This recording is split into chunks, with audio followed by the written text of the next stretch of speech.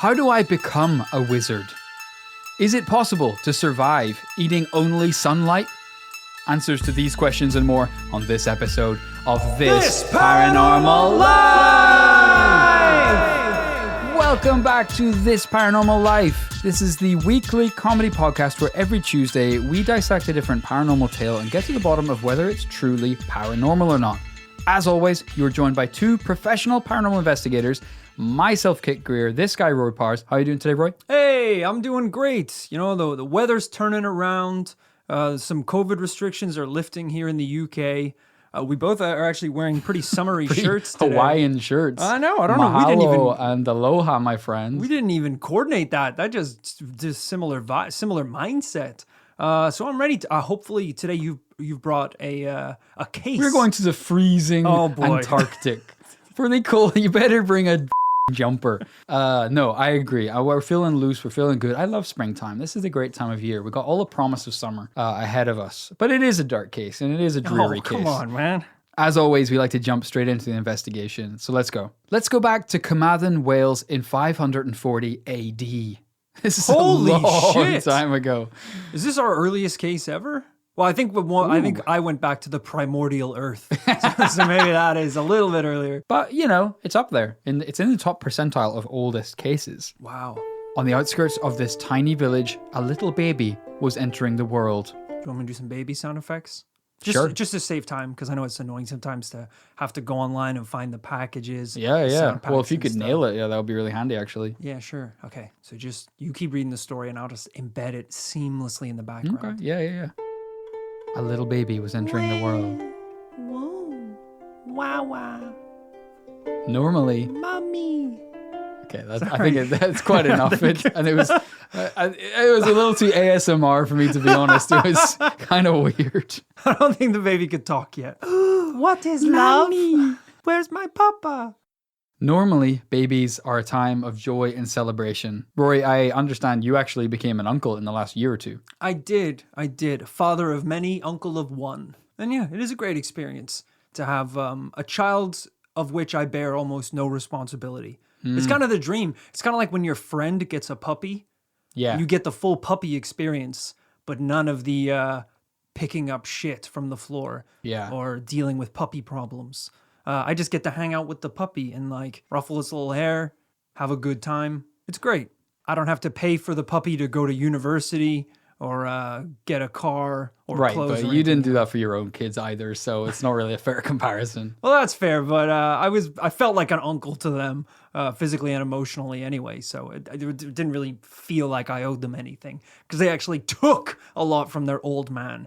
In terms of time. You were playing with your kids and you were like, okay, I had a great time. It's time for you to go back to your real dad. But Papa, you are our real dad. No. That's my brother Colin, actually. He's going to be taking a lot more. Colin, come over here. I think we joked in a previous episode that I've got 14 kids. Mm-hmm. And on their 18th birthday, I gifted them an IOU for the best years of my life, which they owe me because they took it from me. I'm still waiting for that check to clear. Right. To be fair, 14 kids, and it seems like you just mentioned they all turned 18 at the same time, which infers that they were 14 tuplets. I had a horny summer 18 years ago. A horny white boy summer that resulted in, the best years of your life being stolen from you? It was a high price to pay. So young. I would have been way too young to have a horny summer 18 years ago. Yeah, like 15, I guess. It's possible. It would make it pretty hard, though, to put 14 kids through university at the same time. So I'll give you that. Like I say, babies, normally a time of joy and celebration. But this baby was built different. Looking at its angelic little face, you'd think this was a regular baby. But not only was this baby not regulation, it wasn't even fully human. And his mother knew it. You see, his mother had been impregnated by an incubus. Okay. Do you know what that is? No? Some sort of octopus? It's either a bug or, I don't know. Yeah, an inctopus? No, it's a demon from hell that takes right. advantage of sleeping women. Not okay. It's pretty messed up, obviously. I also didn't know that demons could impregnate humans. That's something I did not know in demon lore. Yeah. Interesting. Yeah, you might not think that could happen, but yeah, interesting. I mean, it does make it seem like these demons are pretty much like humans then. And shockingly, the woman this happened to was a nun, so she knew all too well the dangers of this baby. This half demon, half baby had the potential to be the Antichrist, the demon baby foretold in the Bible that would begin the destruction of the earth. Jeez. We went to a Christian school, as many or most people do in the UK. You hear a lot of talk about religion. They don't really mention the Antichrist very often. Yeah, it's very true. That's like a possibility for the future. You think it would kind of be like Hogwarts, where they would have to teach you all the good stuff, like all the magic and how to turn into frogs and whatever. I haven't seen the movies in a while. But they got to teach you defense against the dark arts, which is basically teaching you the dark arts and then telling you not to use them. Yeah, they didn't really do that in our Catholic old nunnery boarding school. They weren't like, all right, here's Jesus. He's the good guy. He's pretty great. Water to wine. Bread is his flesh. There's also this other little trickster called the Antichrist. And here's all his powers. It wasn't kind of like a... Captain America, Iron Man, choose your side battle. It was very much, go for the good guy, go for the good guy. Maybe they did teach kids about the Antichrist for the first few years of schooling in the UK. And then the kids actually preferred the Antichrist to Christ. And they actually started rallying behind him. They thought he was pretty badass, pretty rock and roll. The Antichrist can kickflip, and he can kickflip pretty well. Like, he lands it 9 out of 10 times. And he actually knows Jump by Van Halen on electric guitar. So, who are you going to trust? The Antichrist dad, he buys him cigarettes and beer, and he's kind of cool to hang out with. And you can make noise after midnight. And he'll let you ride his dirt bike if you ask him nicely. Jesus has to be home by the time the street lights are on. Yeah, and like in class, I'm like, hey, teach. I'm not saying I even believe all this stuff, but you're claiming you believe every word of this book. So aren't you worried about this thing? Yeah. But apparently not. But they should be. Thankfully, this nun's father was present, and he knew what they had to do to outsmart Satan himself. Get the baby baptized as soon as possible. As soon as the holy water touched his little head, he was protected from evil. It was going to be either that or it popped like a watermelon. He exploded. The holy water sizzled like it hit a hot f***ing frying pan. The Antichrist was stopped by Jesus Christ. And pray, what name do you giveth unto this child? I shall call him Merlin. That's right, the Merlin, the legendary wizard himself. He was born from a demon father? Oh yeah. He sprouted from a demon dick? Okay, well, I thought he was a good wizard. He was a good man. I didn't say he wasn't. That's fair. It's an interesting point, though. It's like, like I guess in our modern society, we know that if you are the son of Hitler, people are gonna like be wary of you. But you're not automatically a bad person just based on who your parents were. But it's extra weird if if Hitler's son turned out to be Dumbledore. There's too many things at play here. Well, sure, because Dumbledore's a wizard. Merlin's a wizard. Right, but he doesn't run a school, does he? Oh, he does, actually. He runs England, which is arguably worse.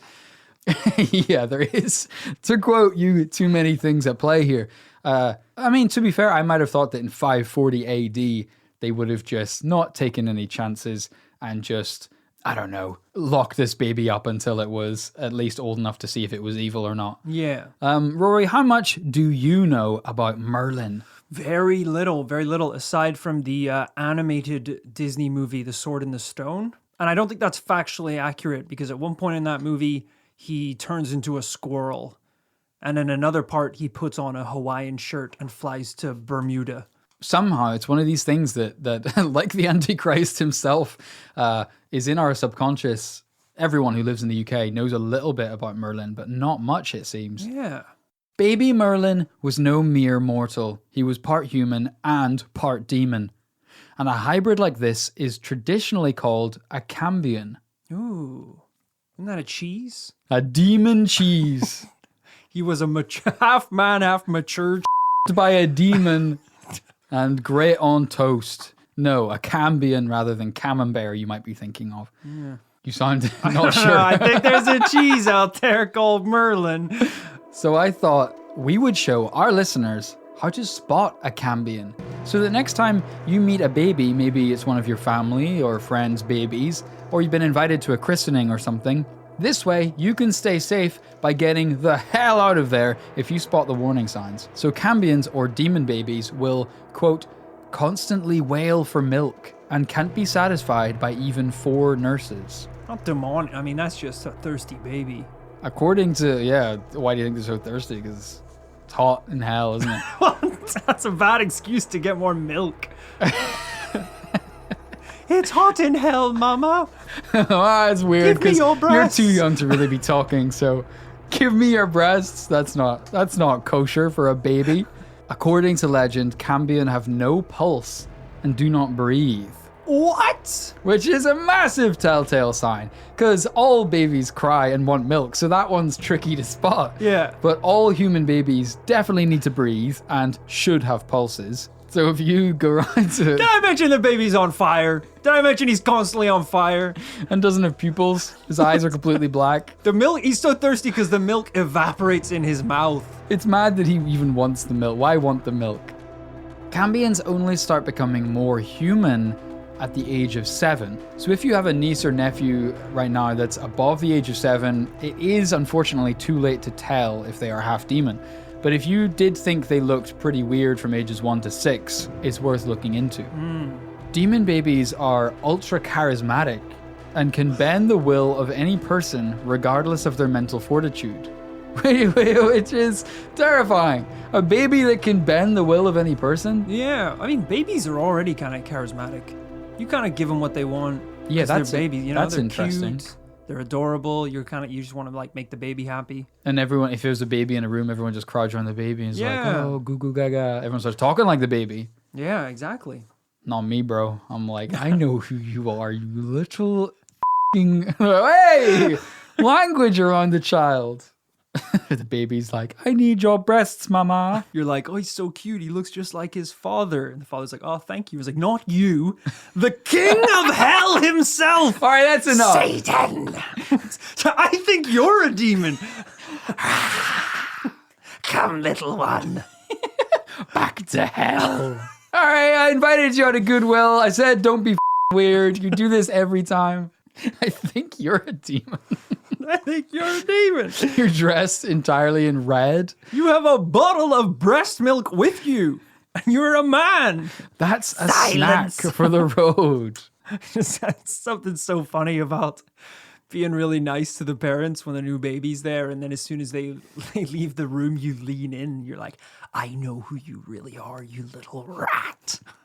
And just this little baby looking up at you. You got everyone else fooled, but the second I'm alone with you, I'm gonna drop kick you into the sun. And We get you a drink, Rory? yeah, just an iced tea would be good. And nothing for you, you little bastard child. What was that? And then the parents come back in and they're like, the baby's crying, trying to talk to their parents. And you're like, oh, what's wrong, little Christopher? Is everything okay? And you're like, it's so weird. He just started crying there. I think it's maybe a little bright outside. We could hear everything on the baby monitor. Really? Really? They just hear all distorted in a baby monitor. I know who you are. That's the scariest thing ever. Cambion are known to have the power of persuasion, teleportation, and exorcism. But here is a full list of demon baby powers. Stealth and cloaking. Very cool. Teleportation. Geokinesis. What does that mean? Causing earthquakes. Oh my God. Reality warping. Conjuring. Superhuman strength. Superhuman speed, superhuman agility, that's kind of the same thing as superhuman speed, superhuman stamina, and healing abilities. This is like a D7 D mode time machine in human form. Can they psycho dive?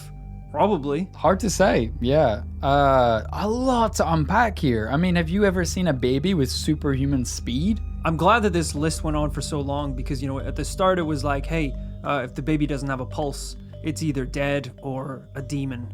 this Antichrist thing. Right. Now, this thing is chocked full of so many powers. It's going to be pretty obvious to tell if your baby is a demon. If you're trying to feed the baby a bottle of delicious milk and it water bends Right. the droplets to the other side of the room, or if it can somehow move things with its mind, big red flags. Yeah.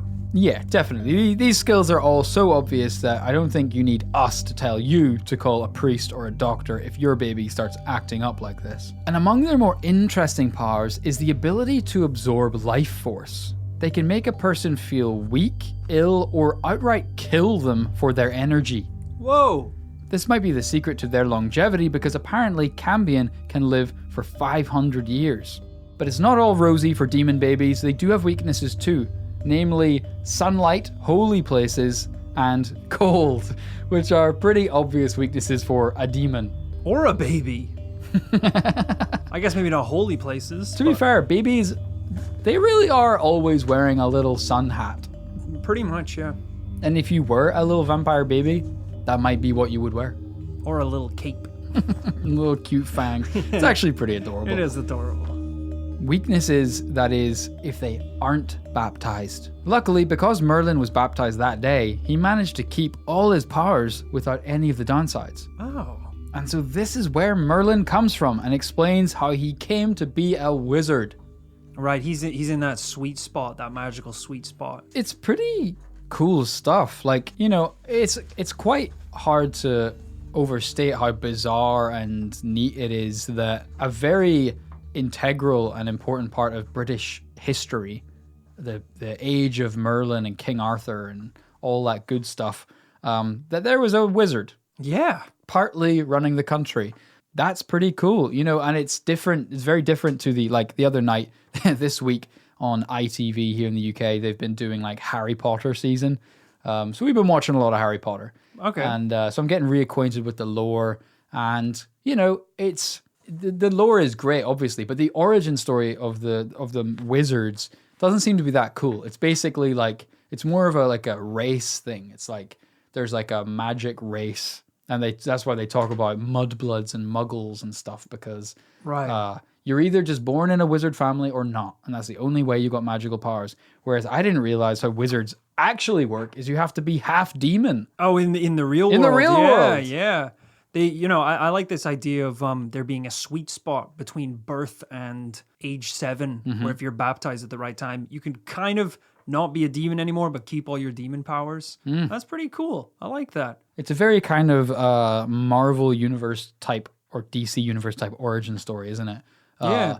Like it's always that sweet spot, right? You know, Bruce Banner gets the radioactivity that makes him able to turn into the Hulk, but it doesn't kill him. It's right in the middle. Yeah, right. You know, right in the Spider-Man perfect spot. gets the crazy radioactive poison from the spider, but it doesn't kill him. It gives him all the powers of a spider and few of the drawbacks. Think how many other teenagers were bitten by radioactive spiders, and they just now shoot web out their ass or grew 8 more arms. They're having a bad time. There's a bad version of it that's played out. Imagine you're Spider-Man, but it just means you have to shit 5 times a day, and 4 of those are just web. You just got to get it out. Just get it out of your system. You're bitten by a little radioactive spider. You're counting down the days. You're like, have I got a 6-pack yet? Can I take off my glasses yet? And then 2 weeks later, you explode in a ball of baby spiders. They were just born inside of you. It wasn't really a power. You were just bitten by, I don't actually think it was radioactive. I think it was maybe just a dangerous spider. Or you get no powers whatsoever, no abilities, and spiders just want to bang you or fight you. Yeah. Like as a human, you don't realize we have pretty good spider privilege. Spiders are very scared of us because we're bigger than them. You got a problem on your hands if a spider thinks you're one of them. Yeah. That's a whole nother, you don't want to get involved in spider wars, spider conflict. The humans have enough going on as is. There's enough wars. Can you imagine just if you had to live your day-to-day life? You know, you're a New York banker working on Wall Street, and you know, were bitten by a spider. You can talk to spiders, and one day you're in the middle of this huge pitch to a new company, and everyone's sitting down in the boardroom chatting, and you're in the middle of this huge presentation, and you just hear, "Hey, psst, hey, over here! I know you can hear me, you little." You're like, so I. Sorry, just a little distracted. It's like, No, take your time, Todd, because Thank we're really invested in this, and this meeting's going great so far, and we really want to sign the dotted line today. thank you. So as you can see from the 2014 projections, hey, the attack is at midnight tonight. Sorry, the 2014 projections, they... Yeah, sorry. Can you shut the up? Shut the up for 1 second. I'm sorry, Todd, are you Not talking to you, us? Michael. No, Michael, not you. It's something else. Just voices in my head. no, Spiders in my head. It's a weird thing to say, Todd, but go ahead. But as you can see in 2019, load up your webs and get ready to go. We're swinging at 0800. Would you shut the up? Oh, you spider bastard! He just gets confused and starts repeating what the spider's saying. So load up your webs for the 2014 projection and get ready to some flies. Get up and leave. Oh no, come back. Or it's the opposite. It's like, load up your webs and it's time to hit the flies where it hurts. You're like, oh my God, I'm so sorry, Michael. I didn't mean to. Everyone stands up. We didn't know you were an ally of the spider army. They all shed their human flesh. See you tonight, Christopher. They all go out the window of the 28th floor. The spider's like, I was trying to help your pitch. Is this job real? Or are you all spiders? Because I actually need money. I have a human wife. So Merlin lived in the Saxon era when Vikings had taken over and all hell had broken loose. In one story about him, King Vortigern built himself a grand castle on a hill called Dinas Emrys in North Wales. But no matter what the builders did, a huge section of the fortress would crumble and collapse each time they finished working on it. The king didn't like this one bit. He sat stewing on his throne while his team of wise men were advising him on what to do next. Wise men back in those days it wasn't really a high entry point. It just meant maybe you could read and knew how to mix shit together in a bowl to tell the future. And by the way, not a lot of people could read, so you could probably blag it. Exactly. Yeah, you're just reading tree bark for all they know and telling them it's ancient scripture. They're like, congratulations, you passed the reading test with flying colors. If I myself could read, I would congratulate you. Here's your certificate. I don't know what this says. It's like, even if you can't read, you must know that this is just a bug. It's just a page with a big thumbs up on it. It's not going to be bad, is it? Oh, it's upside down. You failed, actually. Oh, no. That's right. The wise men were advising the king. You must find a child born of a virgin, put him to death, and sprinkle his blood on the ground where the building is falling. That is the only way. Needless to say, this was a time before science. But without any better plan, the king set out his messengers to look for the child of a virgin. After searching far and wide, news of Merlin reached the castle. They went out and snatched 10-year-old Merlin and started preparing to kill him. But not before Merlin could ask the king, "Why have your servants brought me here?" We're going to sacrifice you so that my castle won't fall down again. Ha! That won't work. I can see what the problem is from here.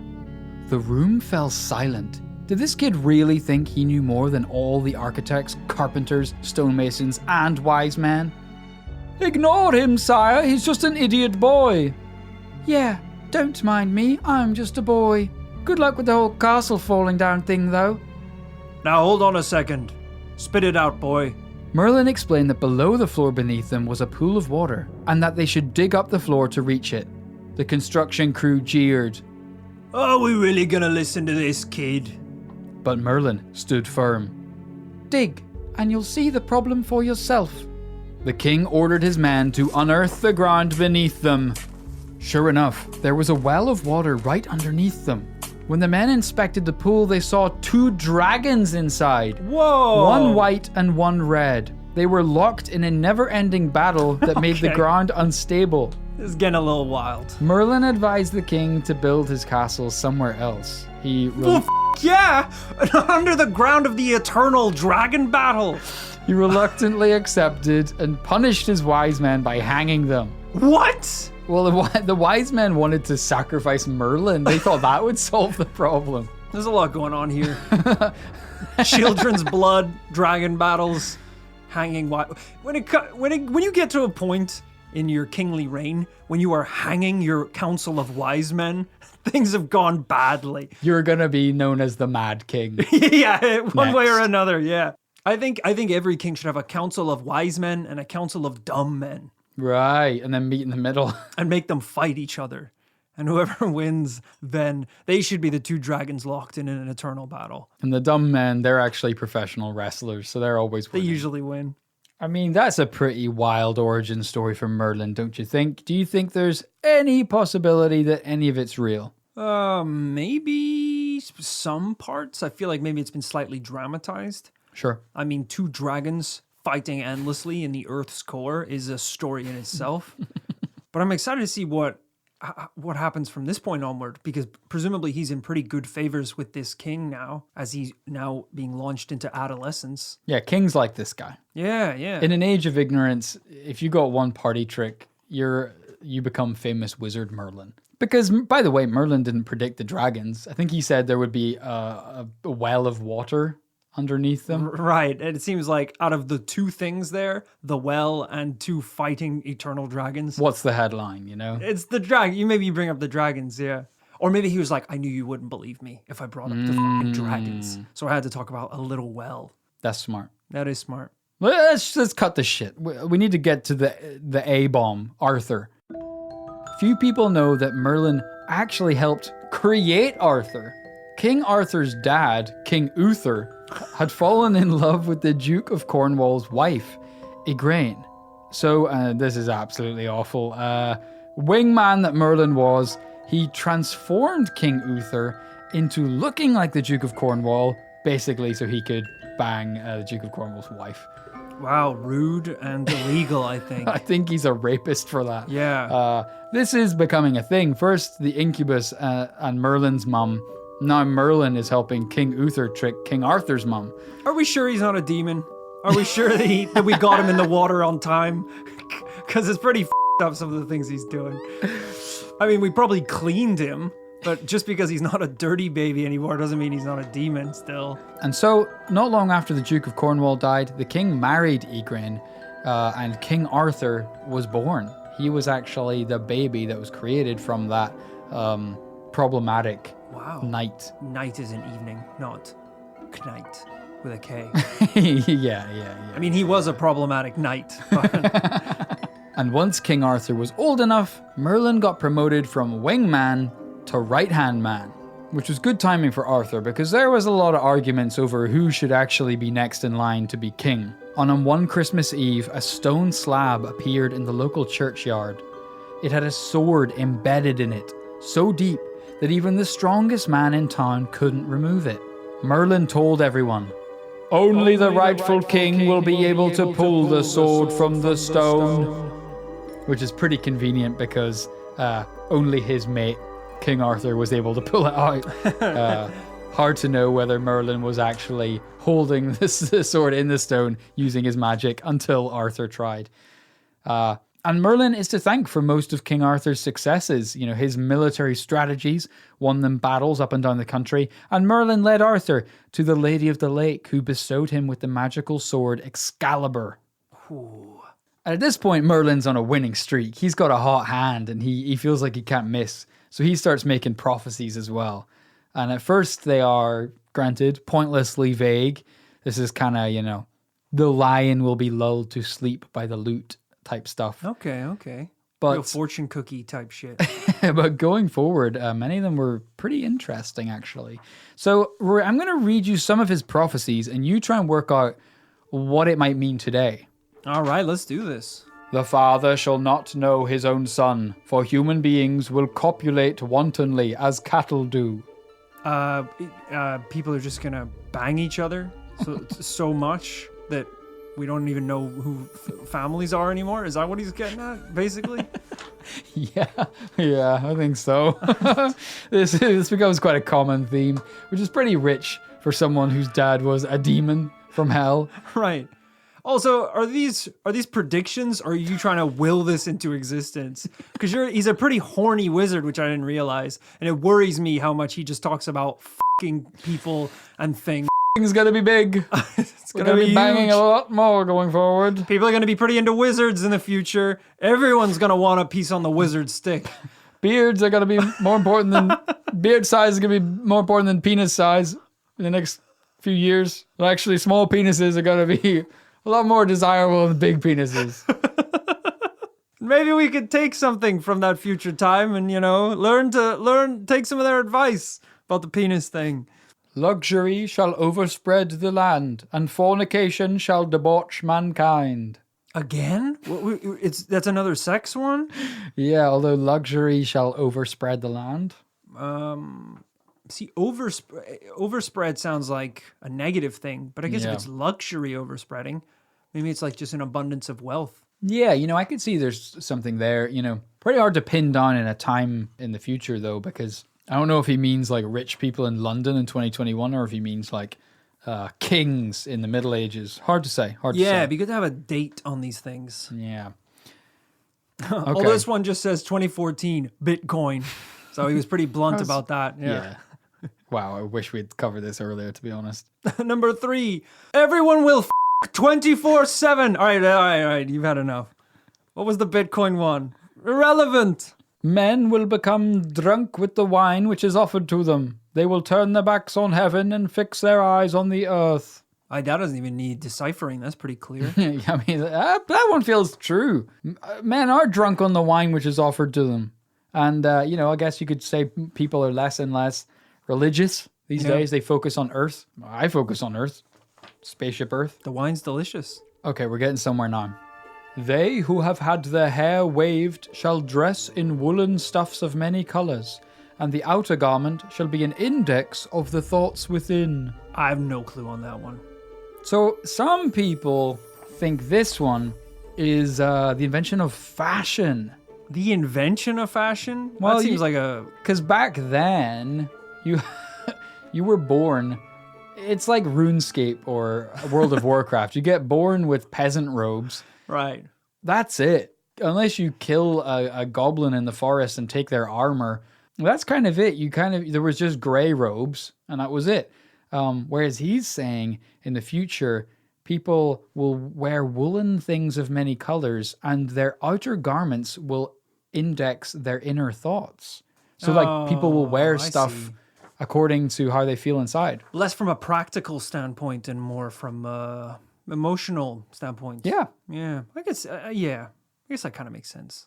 All right, here's one for you. The German dragon will find it hard to escape its cavernous lairs, for vengeance for its treason will overtake it. In the end, it will become strong again, just for a short time, but the decimation of Normandy will be a sorry blow. Whoa! This is really specific. This is very specific. Yeah. Have you got what this one might be? World War II, presumably? Yeah. He's predicting the Second World War. I mean, skipped one. It's straight to World War II. But it does say the German dragon tries to escape its cavernous lair, which doesn't work. It will become strong again just for a short time. Is that the time in between the war, between the two wars, it's it chills for a while and then it's back to carnage. But it's a bit vague until it mentions the decimation of Normandy, which was a pretty big battle, I seem to remember. I'd love it if it was like, it's like, an evil source from Germany will scourge the earth in fire and blood. It's like, oh my God, tell us more. Louis Vuitton will release a stunning range of summer clothing. Go back to the... Which one? The f***ing? People will like rabbits on the earth. And wear Louis V. No. The one where people died. Louis V. Invest in Supreme. What the f***? He's just some kind of fashion hype beast. Why does Merlin have a Depop? You can buy all my old robes, vintage, on my Depop. Check it out. Merlin's Depop. Wands, staffs, robes. Frogs. I love it. All right, here's some for you. In the twinkling of an eye, the seas shall rise up. Global warming. The malice of the planet Saturn will pour down like rain, killing mortal men. Well, that one sounds important. What was that? Something about Saturn? Scientists, can you point those telescopes at Saturn? Sounds bad. Wild animals shall enjoy peace, but mankind will bewail the way in which it is being punished. I didn't even really get that one on first pass, but it seems to be climate change is happening. Animals will be fine, but mankind will bewail the way it's being punished. Oh, right. So we're going to get it. That's pretty interesting, though. The seas will rise. Yeah, some pretty accurate predictions in there. A king who is blessed will fit out a navy and will be reckoned the 12th in court among the saints. The realm shall be deserted in the most pitiful way. I'd be impressed if you got this one. Do you have any ideas? No, I have no idea. This one, some people think, is about, I guess, after climate change and the rings of Saturn raining down hell on Earth. Earth is trashed, and we need to leave and go to, say, Mars or somewhere. Yeah. He says, death will lay hold of the people, destroy all the nations. Those who are left alive will abandon the native soil and sow their seeds in the fields of the others. I guess the others could be aliens in space. Ooh. The realm shall be deserted. Our galaxy? Milky Way galaxy? Maybe galaxy, but maybe just Earth. All right, last one. The population shall decrease through some deadly calamity. Well, there's been a ton since Merlin was around. I mean, you could say COVID, but there's been quite a few. The plague, yeah. You probably got a good few coming. Pretty interesting stuff, though. You might have twigged that some of these stories about Merlin are pretty mad, which begs the question, who was the real Merlin, if there even was one? Stories and poems about the later parts of Merlin's life describe him as just a crazy guy living in the woods. Some say he was driven mad by watching a very brutal battle in which many of his friends died. People told of meeting a naked, hairy man who only wanted the animals of the forest for his company. He was incoherent. In one breath, he boasted he would live until the end of the world, and then predicted his own death in the next breath. But certainly, he's believed to be buried today next to a thorn tree by the River Tweed. The nearby village of Merlindale is named after him. It's like Disneyland. Come to Merlin, come on down to Merlindale. Everyone's naked. But his ghost is said to haunt Tintagel Castle. Sorry if I'm getting that wrong. Tintagel Castle, not sure. Tentacle Castle? Where Arthur was said to have been conceived. Maybe most interestingly of all, because we bloody love a wild goose chase, Merlin is said to have left buried treasure in the north of Wales. Yes. A guy like that doesn't... He makes a couple dollars in his lifetime. Yeah. You know? And he squirrels it away. Because he works for the king, and the king is paying all his expenses. So any money he makes, he's stashing in a cave in Wales. I love that. He was about to start traveling, and so hid all his treasure in a golden cauldron. He dragged the cauldron into a cave and shoved a big stone across the entrance like Jesus' tomb. He then buried the cave in soil and covered that with grass. Wow. That sounds like it needs a lot of people to help him do that, doesn't it? To this day, the treasure hasn't been found. They say it's somewhere in Dinas Emrys, the place the king couldn't build his castle because of the dragons. Rumor has it the riches are lying in wait for a chosen person. The heir is said to be a young man with yellow hair and blue eyes. When he arrives at the treasure, a bell will ring inside the cave. It will open as soon as his foot touches the entrance, and the gold will be all his. Whoa. I mean, hello, I'm right here. Yellow hair, blue eyes. Young guy, needs a lot of gold. And I don't even... Well, I don't feel like though I've kind of fit the bill a little more of like, you know, a kind of a kingly type of person who might inherit such a wealth. Yeah, but they're not looking for a king. They're looking for a young adventurer. But he hung out with kings all the time, you know, and who would be more befitting of treasure. Yeah, but I know. Gold treasure than a king. I think it's like, you know, you're over the hill. You're in the end game. I'm sorry. I'm young. I got my whole You're life older ahead. than me. I got my whole life ahead of me. And You're older than me. I think I actually would do better with the gold. I do more good with the gold. And I don't think Merlin cares who's going to do what with the gold because he hid it in a cave. I've always felt this kind of magical presence inside of me. So maybe there is something. Maybe I should go to those hills. Listen out for How about we both go to those hills? All right. But then, wait, if we're too close to each other, the bell will ring. Right, well, I'll try it first because someone has to go first. And then, if the bell doesn't ring, which it will, I guess you could, whatever, give it a shot. That's rude, but fine, I guess. Given that I didn't know about this treasure until 5 minutes ago, I guess I'll relinquish. You go out, starve to death in the Welsh countryside. I'm actually not going to go look for the gold. I'm good without the gold. You find my skeleton just at the base of the cave. It's just like, see you later, Rory. I'll be back in 6 months with a pot of gold and rich as a king, you fucking asshole. Cut to like 2 weeks later. The body of a man was found in the wilderness today. The corpse was seen clearly trying to drink his own piss as he struggled for life. The police say the man in question had clearly enough supplies to last weeks and instead died of disappointment. So this is a very exciting case, Roy, but I guess the biggest problem is that there's really no evidence that even King Arthur was real.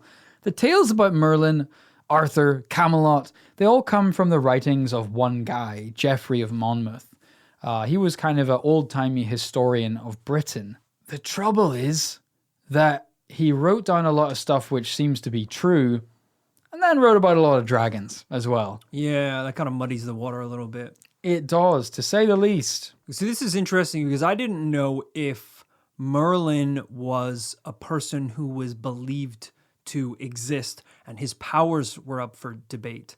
Because a similar thing you see in Christianity. A lot of people, I think it's like the pretty much established fact that there was probably a dude called Jesus who did exist. Sure. The part that's up for debate is whether or not he was actually the Son of God. Right. But there's enough scripture and proof and evidence that there was a dude around that time called Jesus who did some things and people wrote about it. And I think that's what Judaism is. Right. There was a guy called Jesus. Yeah, so get it. I didn't know if maybe there was a guy called Merlin and he is written about in history books, but his powers were up for debate or not. This seems like Merlin himself as a person may not exist. It's really hard to say. People have studied this stuff for lifetimes clearly, and there doesn't appear to be any solid conclusion. I mean, if I'm being honest, it kind of seems like historians and scientists and things seem to err on the side of saying that Arthur and Merlin probably weren't real in anywhere near the capacity that we think of them today. Right. But there does appear to be, there's definitely cool theories about, maybe certain warriors or monks who maybe did go by that name, and that might have been the basis. It's not just Geoffrey of Monmouth who mentioned them. Other people did too. So it's a very fascinating, very fun legend. Yeah. It disappointingly makes two things to debate: whether or not Merlin is a wizard and whether or not a man named Merlin ever even existed. Yeah, well, that's a lot to chew off. This might have to be the first quadruple no in this Paranormal Life history. You bring up a good point though, Rory, because at the end of every episode, we do have to decide whether the current case is paranormal or not. I think it's pretty clear cut. Was Merlin a real wizard? No. I think I'm going to have to say no. It hurts to say, doesn't it? I want there to be a real wizard called Merlin. And I knew so little about this that you could have told me that King Arthur was a real dude who did something in history, and I probably would have believed you. But if you're here today to tell me that it's even up for debate whether or not these two men existed, regardless of their powers, it is going to have to be a no this week, unfortunately. God damn it! I love that bit of history. It's very cool, isn't it? It's very cool because, okay, it is a long time ago, but it's kind of wild that, like, if we go to ancient Egypt, we've got a lineage that goes back there with the pharaohs back, 4,000 years practically, I think, until you start getting into the made-up pharaohs. They think it goes back to a certain degree, and then they're like, oh yeah, King Tutankhamun from the planet Nebulae 5. It's like, okay, no, I think for 1,000 years. Okay, all right, I think, and he had an almond-shaped skull.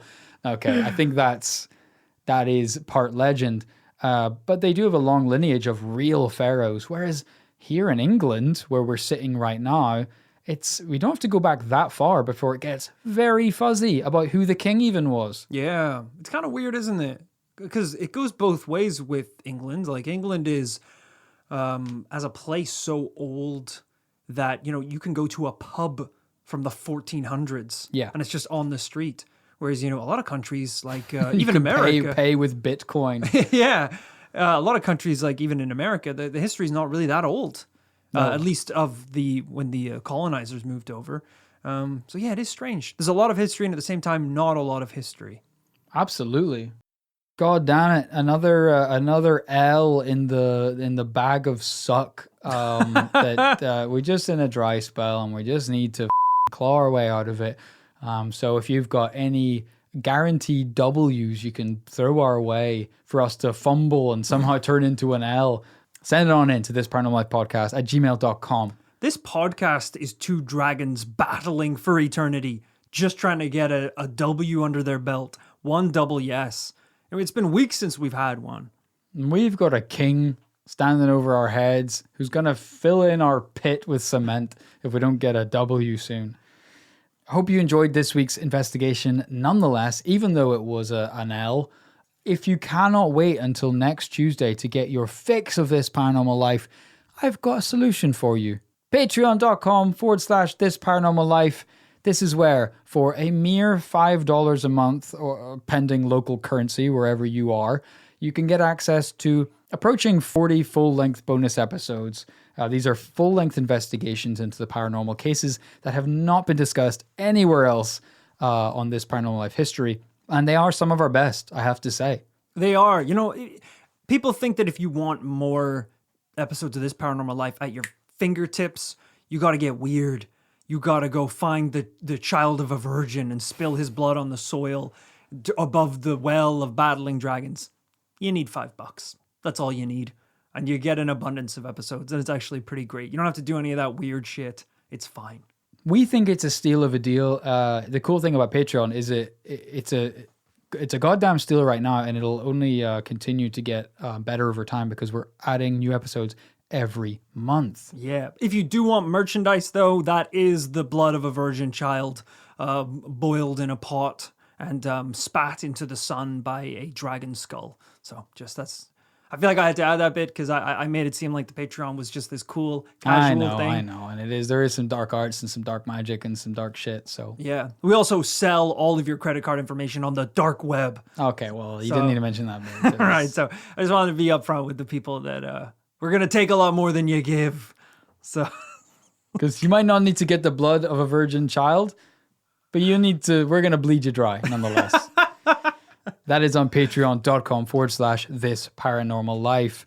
The link to that is in the description of this podcast as well, along with the links to our social media places like Twitter, Facebook, Instagram, YouTube. And on YouTube, you can even see video clips of This Paranormal Life. This Paranormal Life doesn't stop at a podcast. It's a lifestyle. It's a community. We're everywhere and anywhere.